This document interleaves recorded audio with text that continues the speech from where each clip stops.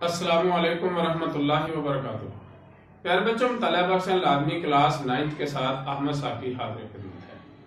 اس سے پہلے 2 لیکچر اور 2 ویڈیوز میں ہم بورڈ پیپر پیٹرن کے مطابق پہلا حصہ یعنی کثیر الانتخابی سوالات جو 10 نمبر کا ہوتا ہے وہ ہم حل کر چکے ہیں۔ آج ہم بورڈ پیپر پیٹرن کے مطابق دوسرا حصہ شروع کرنے جا رہے ہیں جس میں مختصر سوالات و جوابات آتے ہیں، اور یہی بورڈ پیپر میں سب سے زیادہ نمبروں والا حصہ ہوتا ہے، جس میں 2 پارٹس ہوتے ہیں، الف اور بے، اور الف 9 کوسچن اور اسی طرح بے 9 کوسچن پر محیط ہوتا ہے، جس میں سے 6 سوالات حل کرنے ہوتے ہیں۔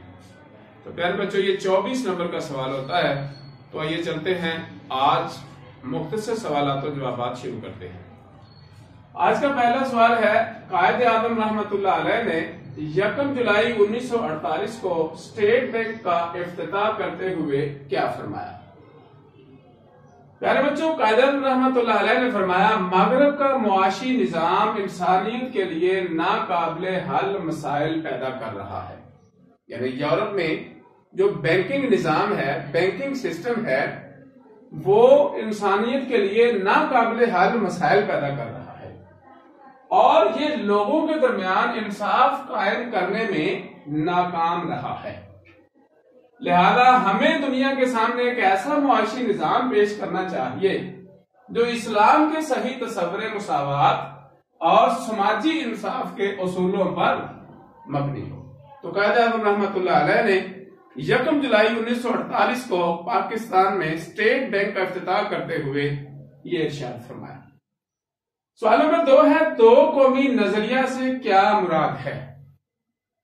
پیارے بچوں، 2 قومی نظریہ سے مراد یہ ہے کہ بر صغیر پاک و ہند میں 2 بڑی قومیں ہندو اور مسلمان آباد ہیں۔ یہ دونوں صدیوں تک ایک دوسرے کے ساتھ رہنے کے باوجود آپس میں گھل مل نہ سکی۔ صدیوں اکٹھی رہنے کے باوجود بھی ہندو اور مسلمان دونوں ایک تہذیب نہ اپنا سکے، دونوں کی ثقافت ایک نہ ہو سکی، دونوں کے رہنما، دونوں کے آئیڈیلز ایک نہیں ہو سکے، دونوں کی روایات تہذیبیں مختلف ہی رہی، اور مسلمانوں کا علیحدہ تشخص ہندوستان میں 2 قومی نظریہ کی بنیاد بنا۔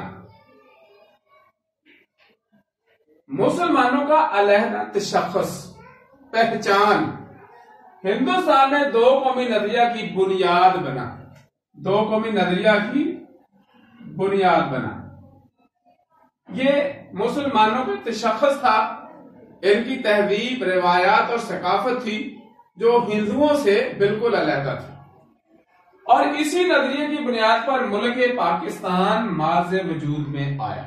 تو پہلے بچوں، 2 قومی نظریہ، ہندو اور مسلمان، دونوں کے نظریات، دونوں کا رہن سہن، دونوں کی تہذیب، دونوں کی ثقافت، یہ دونوں علیحدہ علیحدہ چیزیں تھیں، دونوں علیحدہ علیحدہ رکھتے تھے، اس لیے صدیوں اکٹھے رہنے کے باوجود بھی گھل مل نہ سکے، اسی وجہ سے پاکستان ماض وجود میں ہے۔ سوال نمبر 3 ہے، نظریہ پاکستان کی تعریف کریں۔ تو پیارے بچوں، نظریہ سے مراد بر صغیر میں جنوبی ایشیا کے تاریخی حوالے سے مسلمانوں کا یہ شعور تھا کہ وہ اسلامی نظریہ حیات کی بنیاد پر دوسری اقوام سے مختلف ہیں۔ دوسری اقوام جو ہیں ان سے مختلف کیوں ہیں؟ اسلامی اقدار کی وجہ سے۔ یہ اسلامی نظریہ جو ہے، زندگی کا ایک ضابطہ جو ہے، اس کی وجہ سے دوسری تمام اقوام سے مختلف ہے، اور اسی نظریہ پر پاکستان ماض وجود میں ہے۔ سوال نمبر 4 ہے، عقیدہ رسالت کی تعریف کریں۔ تو پیارے بچوں، عقیدہ رسالت کا مطلب ہے تمام رسولوں پر ایمان لانا، آدم علیہ الصلوۃ والتسلیم سے لے کر محمد مصطفیٰ احمد مجتبیٰ حضرت محمد مصطفیٰ صلی اللہ علیہ وسلم کے ختم نبوت پر، خاتم النبیین ہونے پر ایمان لانا، اور دائرہ اسلام میں آنے کے لیے رسالت کو دل و جان سے بغیر کسی شک و شبہ کے تسلیم کرنا لازم ہے۔ جس طرح قرآن مجید اور رسول صلی اللہ علیہ وسلم پر سوال نمبر 4 ہے عقیدہ رسالت کی تعریف کریں۔ تو پیارے بچوں، عقیدہ رسالت کا مطلب ہے تمام رسولوں پر ایمان لانا، یعنی حضرت آدم علیہ الصلوۃ والتسلیم سے لے کر حضرت محمد مصطفیٰ احمد مجتبی تک جتنے پیغمبر نبی رسول اللہ کی طرف سے آئے ہیں سب پر ایمان لانا۔ دائرہ اسلام میں آنے کے لیے رسالت کو دل و جان سے بغیر کسی شک و شبہ کے تسلیم کرنا لازم ہے۔ جس طرح قرآن مجید اور اسوہ رسول صلی اللہ علیہ وسلم سر چشمہ ہدایت ہیں، این اسی طرح حضرت محمد مصطفیٰ صلی اللہ علیہ وسلم کو اللہ کا آخری نبی اور رسول ماننا اور آپ کے بعد کوئی نبی رسول پیغمبر نہیں آئے گا پر یقین رکھنا عقیدہ رسالت کا لازمی جزو ہے، اور اس کا منکر مسلمان نہیں ہے۔ یہ ہے عقیدہ رسالت کہ حضرت آدم علیہ الصلوۃ والتسلیم سے لے کر محمد مصطفیٰ صلی اللہ علیہ وسلم تک تمام نبیوں کو ماننا، بغیر کسی شک و شبہ کے ماننا، اور یقین رکھنا کہ حضرت محمد مصطفیٰ صلی اللہ علیہ وسلم خاتم النبیین ہے، ان کے بعد کوئی نبی نہیں آئے گا، اور اگر کوئی اس پر یقین نہیں رکھتا تو وہ مسلمان نہیں ہے۔ پیارے بچوں، سوال نمبر 5 ہے ہندوستان میں ایسٹ انڈیا کمپنی قائم کرنے کا کیا مقصد تھا؟ ایسٹ انڈیا کس نے قائم کی، کیوں قائم کی، کب قائم کی؟ تو پیارے بچوں، انگریز نے جب برصغیر کے اوپر قبضہ کیا ہے 1600 میں ایسٹ انڈیا کمپنی قائم کی۔ مقصد کیا تھا؟ جو ہندوستان میں معاشی پالیسیاں بناتی تھی، یعنی ایسٹ انڈیا کمپنی جو 1600 میں قائم کی انگریزوں نے، وہ ہندوستان میں معاشی پالیسیاں بناتی تھی جس کا مقصد انگریزوں کو زیادہ سے زیادہ فائدہ پہنچانا ہوتا تھا، یعنی برصغیر کے اندر سے انگریز کو جتنا را مٹیریل یا دوسری چیزیں میسر ہو سکتی تھیں وہ زیادہ سے زیادہ ان کو فائدہ پہنچانا مقصود تھا، اور انگریزوں نے اپنی صنعت و تجارت کے تحفظ کے لیے بہت سے ٹیکس بھی لگائے جس سے مسلمان بھی متاثر ہوئے۔ سوال نمبر 6 ہے ابھی یا پھر کبھی نہیں۔ ناؤ اور نیور کے عنوان سے شہرہ آفاق کتابچہ کب اور کس نے جاری کیا؟ شہرہ آفاق مین مشہور۔ پیارے بچوں، 28 جنوری 1933 میں چودھری رحمت علی نے اب یا پھر کبھی نہیں، ناؤ اور نیور کے عنوان سے 4 صفحات پر مشتمل کتابچہ جاری کیا۔ تب آپ انگلستان میں سٹڈی کر رہے تھے، وہاں آپ نے 1933 میں ناؤ اور نیور کے نام سے کتابچہ جاری کیا جس میں اس پیارے وطن کا نام پاکستان تجویز کیا گیا۔ سوال نمبر 7 ہے 1933 میں جب قائد اعظم رحمت اللہ علیہ برصغیر کی سیاست سے مایوس ہو گئے تو انہیں دوبارہ سیاست میں کون لایا؟ پیارے بچوں، لیاقت علی خان اور دوسرے مسلمان رہنماؤں نے انہیں واپس آنے پر قائل کیا۔ سوال نمبر 8 ہے پاکستان بننے کے بعد قائد اعظم رحمت اللہ علیہ نے ڈھاکہ میں کیا فرمایا؟ ڈھاکہ میں خطاب کرتے ہوئے قائد اعظم رحمت اللہ علیہ نے عوام سے کیا ارشاد فرمایا؟ قائد اعظم رحمت اللہ علیہ نے فرمایا ہمیں پنجابی، سندھی، بلوچی اور پٹھان کے جھگڑوں سے بالاتر ہو کر سوچنا چاہیے۔ بالاتر مین بلند ہو کر، ان چھوٹی چھوٹی صوبائیتوں کو چھوڑ کر۔ ہم صرف اور صرف پاکستانی ہیں، اب ہمارا فرض ہے کہ پاکستانی بن کر زندگی گزاریں۔ اس کے علاوہ آپ نے اقلیتوں کو مکمل تحفظ اور برابری کے حقوق دینے کا اعلان کیا، اور یہی اسلام کی بنیادی تعلیم بھی ہے۔ تو پیارے بچوں، قائد اعظم رحمت اللہ علیہ نے پنجابی، سندھی، بلوچی اور پٹھان کے صوبوں کے لحاظ سے सुबाइयत के हसद से बचने के लिए ये दर्स दिया और फरमाया कि अब हम पंजाबी, सिंधी, बलूची या पठान के झगड़ों से बालातर होकर सिर्फ और सिर्फ पाकिस्तानी है।